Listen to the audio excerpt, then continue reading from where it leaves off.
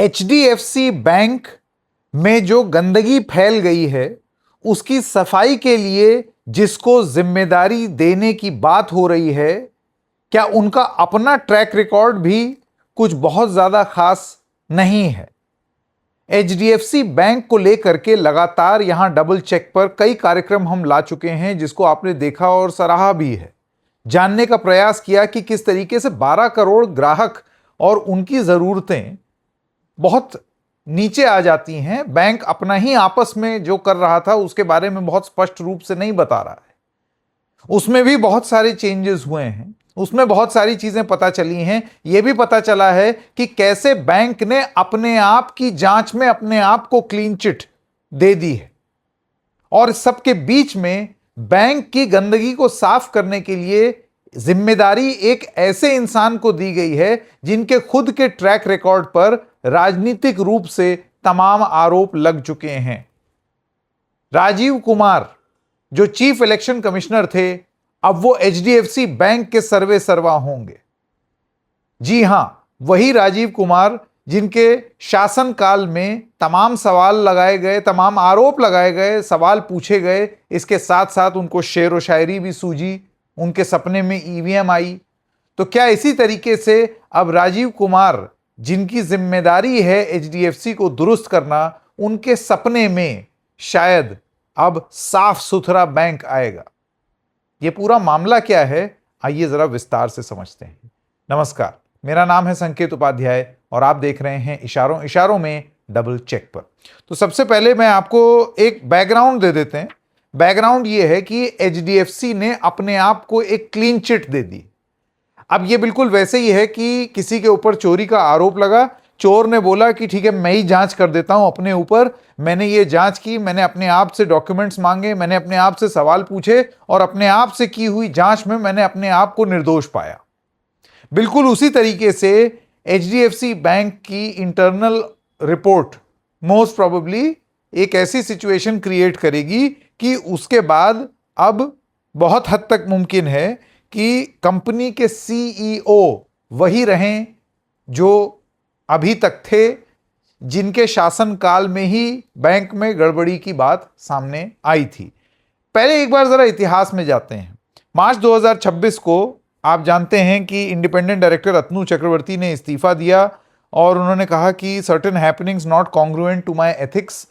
उसके बाद 2 महीने तक एक इंटरनल प्रोब हुई। एक रिपोर्ट आई इंडियन एक्सप्रेस की जिसने ये बताया कि कैसे 45 करोड़ रुपए घुमाए गए। 45 करोड़ रुपए एक रोड सेफ्टी कैंपेन के नाम पर घुमा करके एमएसआरडीसी नाम की एक सरकारी कंपनी महाराष्ट्र की उसको दे दिए गए, जबकि बाद में इंटरनल रिपोर्ट ने ये पाया कि नहीं, ऐसा तो कोई हुआ ही नहीं था रोड सेफ्टी कैंपेन, और 9 करोड़ के इनवॉइस भी संभवतः फर्जी हो सकते हैं। ये सारी बातें सामने आई। इसको लेकर के एक आरोप लगा कि बैंक आधिकारिक रूप से तो नहीं दे पाता था, लेकिन एक डिफरेंशियल इंटरेस्ट देने का प्रयास कर रहा था। डिफरेंशियल इंटरेस्ट क्या हुआ, मोटी मोटी बात ये समझ लीजिए।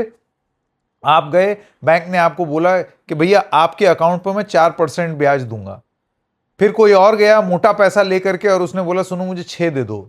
तो बैंक ने बोला यार आधिकारिक रूप से तो नहीं दे सकता, आरबीआई तंग करेगी, तो एक काम करो, ये वाला पैसा ना मैं ऐसे घुमा करके दे दूंगा कि तुम्हारी कंपनी को मैं चंदा दे रहा हूं या तुम्हारी कंपनी को कुछ पैसा दे रहा हूं। ये आरोप लगा।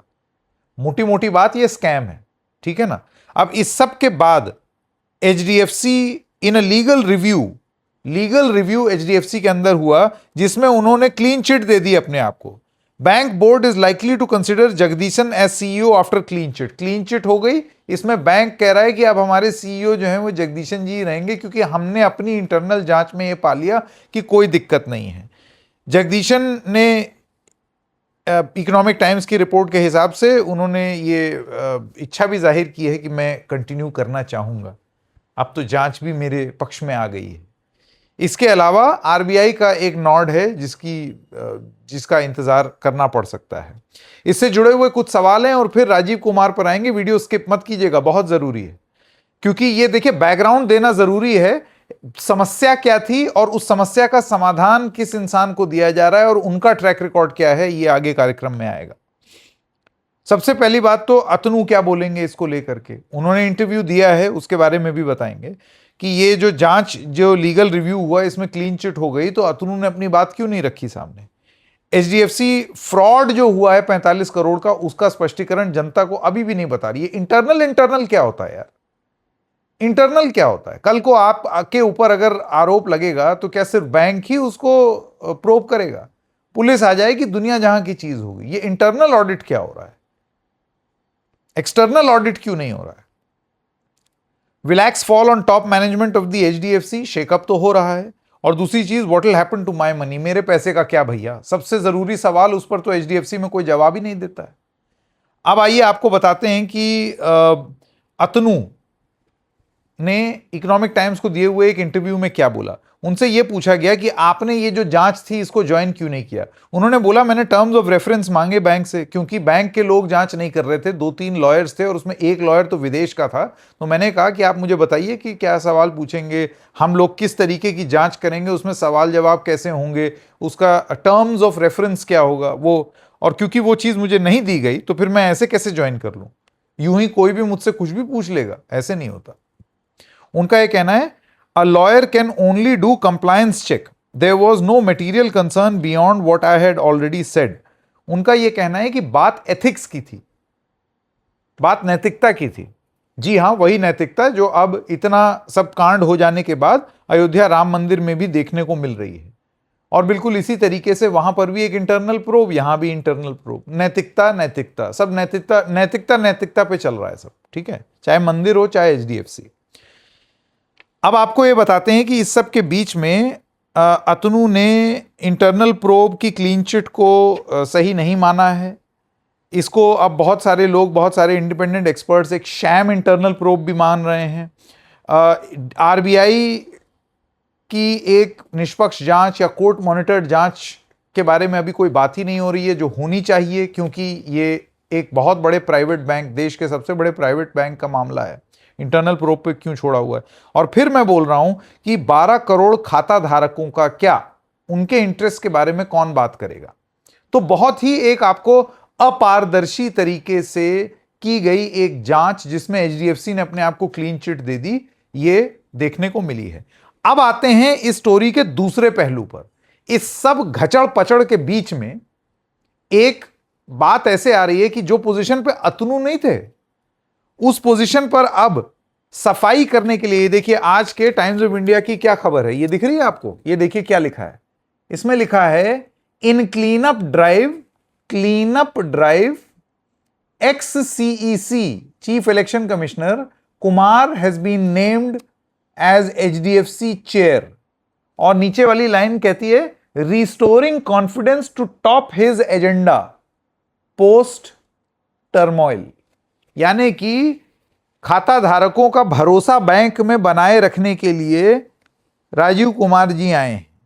4 साल का टर्म उनको दिया जाएगा, अब शुरू करेंगे, 2030 तक रहेंगे और वो एचडीएफसी के चेयर रहेंगे।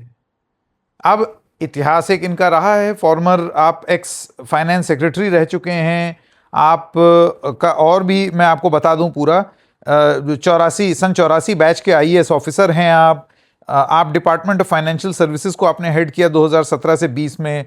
आपकी उपलब्धि में यह बताया जाता है कि पब्लिक सेक्टर की बैलेंस शीट आपने बहुत हद तक साफ की। तो ये आपका कोर एरिया ऑफ एक्सपर्टीज है। इस वजह से आप एचडीएफसी बैंक के इंडिपेंडेंट चेयर होने के नाते आप, हो सकता है कि ये सब थोड़ा सा ऑर्डर यहां एचडीएफसी में भी ले आए। लेकिन दरअसल क्या है कि ये अब बहुत बात चल रही है और विपक्ष की तरफ से तो खास तौर से ये बोला जा रहा है कि देखो तो तुम चीजों को ठीक करने के लिए बिठा किसको रहे हो, क्योंकि ये वही राजीव कुमार हैं जो 15 मई 2022 से 18 फरवरी 2025 तक, जिसमें लोकसभा चुनाव भी हुए थे, उसमें ये राजीव कुमार थे। ये वही राजीव कुमार हैं जिनके सपने में ईवीएम आया करती थी। इनके सपने में ईवीएम आकर के शेरो शायरी कर देती थी, विपक्ष को लताड़ती थी।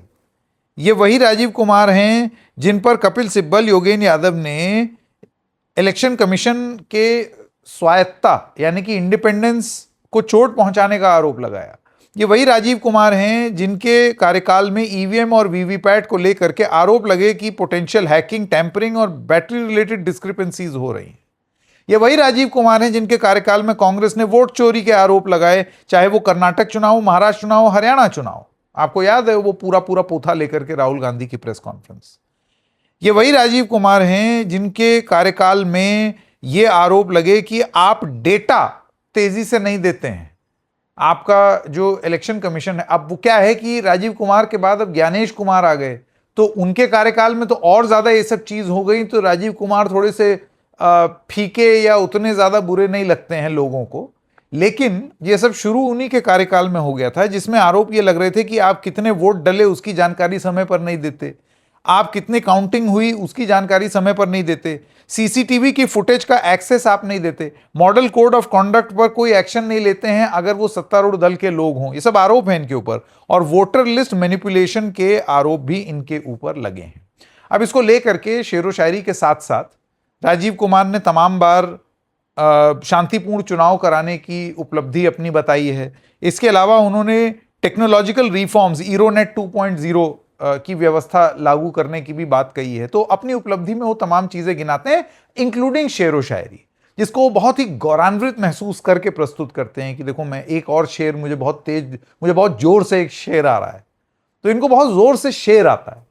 अब एक ऐसा एचडीएफसी जिसमें लोगों के शेयर लगे हुए हैं, उनके शेयर की जगह अब शेर तो नहीं सुनाने लगेंगे